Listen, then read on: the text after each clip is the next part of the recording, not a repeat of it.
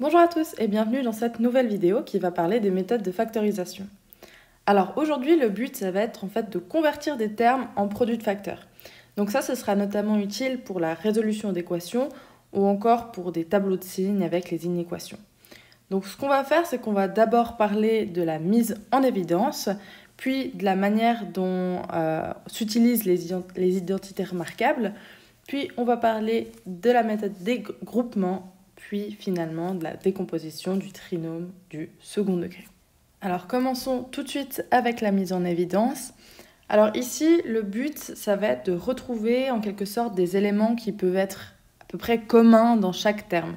Plus précisément, on va en fait chercher le PGDC entre les différents termes. On va voir tout ça avec 3 exemples, ça va être plus concret. Alors, ce qu'il faut savoir, c'est que des fois, on va mettre uniquement un seul chiffre en évidence. C'est ce qu'on va voir dans le premier exemple. Donc ici, on a 5x plus 10y. Ici, on va rechercher en fait le PGDC entre les deux termes. Et ici, ce qui peut être commun, c'est le 5. Pourquoi? Parce que 2 fois 5, ça fait 10. Donc ça, on va pouvoir mettre 5 en évidence. Donc on peut réécrire comme étant égal à 5 qui multiplie. Alors, pour le premier terme, ça va multiplier x. Et pour le deuxième terme, ici, ça va multiplier 2y. Donc plus 2y. On peut vérifier. Ça nous fait 5x plus 10y. C'est bien ce qu'on a ici. En fait, on va tout simplement diviser chaque terme par le facteur qui est mis en évidence. Donc ici, on a divisé par 5. Il nous reste x, et ici, on a divisé aussi par 5, il nous reste 2y. Et toujours le 5 en évidence ici. Dans le deuxième exemple, maintenant, on va voir qu'on peut aussi mettre une partie littérale en évidence. Donc ici, on a 3xy plus 6x carré plus 12x. Donc ici, qu'est-ce qu'on va faire? C'est qu'on va regarder déjà les éléments qui peuvent être un peu communs dans les 3 termes. Donc on voit qu'on a du x dans les 3 termes. Donc ici, le PGDC, si on parle que de x, on a x carré et x, ça va être x uniquement.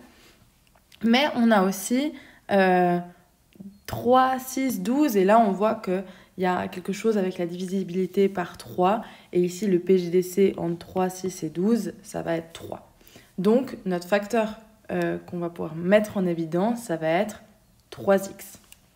Donc ça, je peux réécrire comme étant égal à 3x, que je mets en évidence, qui va multiplier pour le premier terme y uniquement. On se rappelle, je divise tout le premier terme par 3x, donc il reste y. Plus, je divise le deuxième terme par 3x, il me reste 2x. Plus, le dernier terme que je divise par 3x, il me reste 4. Après, dès qu'on a posé ça, on peut toujours revérifier que c'est bien égal. Donc on fait 3x fois y, ça fait 3xy, plus 3x fois 2x qui nous fait 6x carré. Et là, plus 3x fois 4, ça fait bien 12x. Donc on est beau. Puis finalement, dans le dernier exemple, on peut voir qu'on va pouvoir mettre en évidence en fait toute une parenthèse. Ici, on voit que dans les deux termes, on a quelque chose qui est en commun, c'est x plus y. Donc on peut dire que c'est égal à x plus y, que je mets en évidence, qui va multiplier, alors, le premier terme divisé par x plus y, il nous reste x plus y. Et le deuxième terme, ici, divisé par x plus y, ça nous fait moins 1. Donc x plus y moins 1. Maintenant qu'on a vu comment fonctionnait la mise en évidence, on va parler de l'emploi des identités remarquables. Alors là, il y en a 3 à connaître par cœur.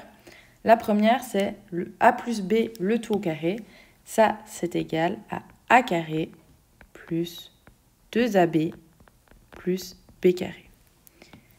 La deuxième, c'est a moins b, le tout au carré. Ça va être égal à a carré moins 2ab plus b carré.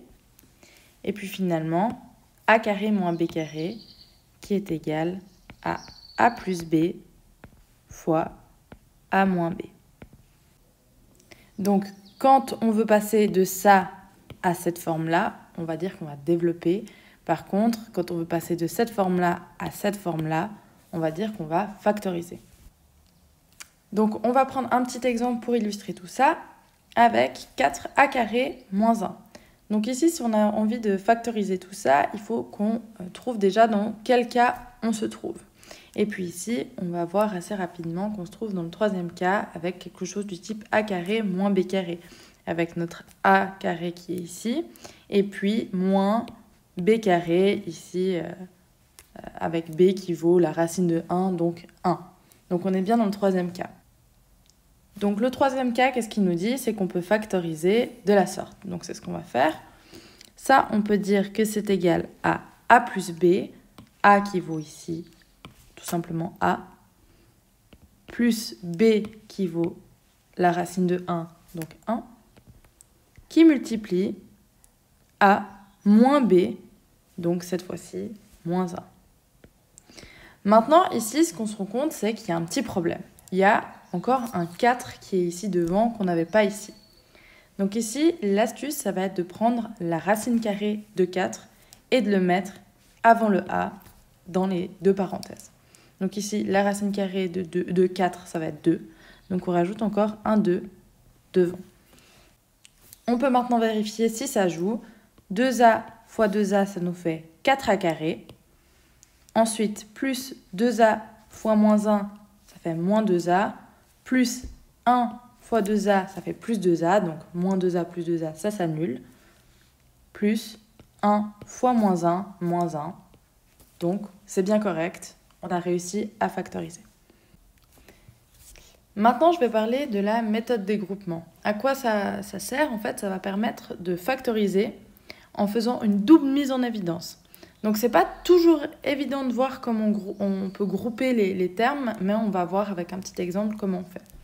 Donc ici, on a 2x moins 2a plus 4 moins ax. Alors ici, on pourrait se dire, à première vue, je peux grouper les trois premiers termes et je mets le 2 en évidence. Donc c'est ce qu'on va faire. Ici, je mets 2 en évidence qui multiplie x moins a plus 2 moins ax. Mais ici, voilà, on se retrouve avec quelque chose et on peut plus rien faire de spécial.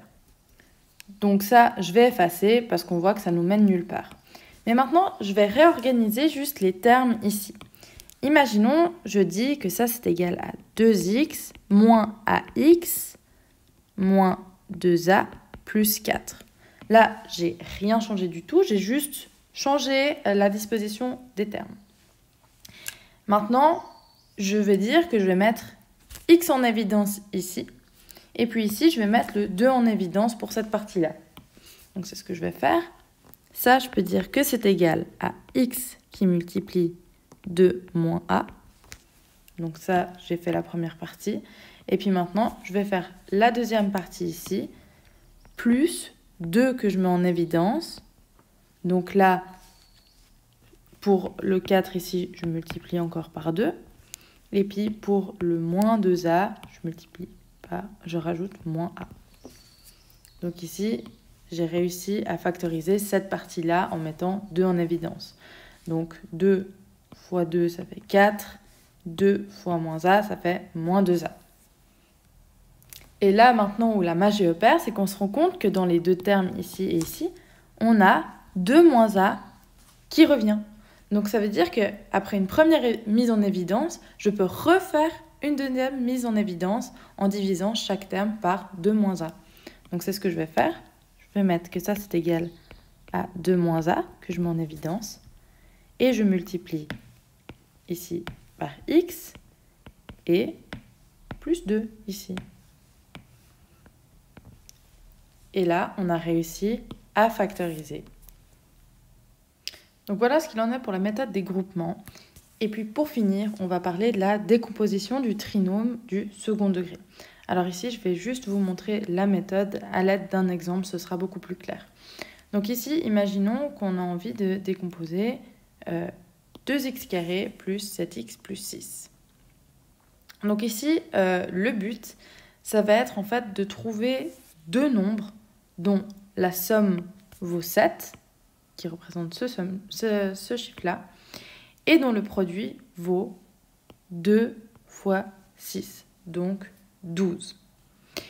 Donc ici, c'est pas toujours évident, mais les deux nombres qui répondent à ces critères, ça va être 3 et 4. Pourquoi? Parce que 3 plus 4, ça fait 7. Et puis 3 fois 4, ça fait 2 fois 6, donc 12. Alors là, c'était assez évident, mais des fois, il faut savoir que c'est pas toujours facile. Donc ça, c'est pour la première étape. Deuxième étape.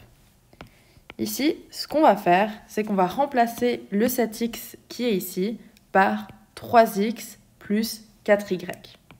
Donc on va renoter 2x carré plus 3x plus 4x plus 6. Donc ça, c'est égal à ça. On est d'accord, le 7x, on l'a juste décomposé en 3x plus 4x, ça nous fait bien 7x. Donc c'est la même chose. Puis maintenant, troisième étape, on va utiliser la méthode des groupements qu'on vient de voir tout à l'heure. Donc ici, je vais grouper ces deux termes-là et ces deux termes-là. Donc ici, je peux mettre x en évidence, que je multiplie par 2x, plus 3. Et pour la deuxième partie, plus 2, que je mets en évidence, 2x plus 3. Et maintenant, on remarque que ça, c'est la même chose que ça. Donc, on peut dire que ça, c'est égal à 2x plus 3, que je mets en évidence, qui multiplie x plus 2. Donc, voilà comment on décompose un trinôme du second degré. Donc voilà, cette vidéo sur les méthodes de factorisation est désormais terminée. J'espère qu'elle vous aura plu. Si c'est le cas, je vous invite à liker la vidéo et à vous abonner à la chaîne. À tout bientôt pour une prochaine vidéo.